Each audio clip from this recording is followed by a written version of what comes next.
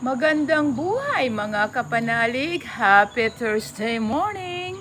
Ang ating mabuting balita ngayon ay mula sa aklat ni San Lucas 12:49-53. Dumating ako para maghagis ng apoy sa lupa. Sanaw at naway magliyab na nga ito. Tunay na ang apoy ay maraming nagagawa sa ating mga buhay. May positive at negative na dala ito. Ngunit ang apoy na tinutukoy ni Kristo ay ang apoy na nasa ating mga puso, ang apoy ng pag-ibig at pagmamahalan sa bawat isa.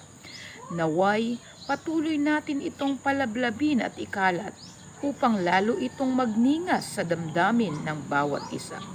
Mga kapanalig, magbigay ng kapayapaan at iwaksi ang pagkawatak-watak ng bawat isa nang dahil lang sa makasariling hangarin.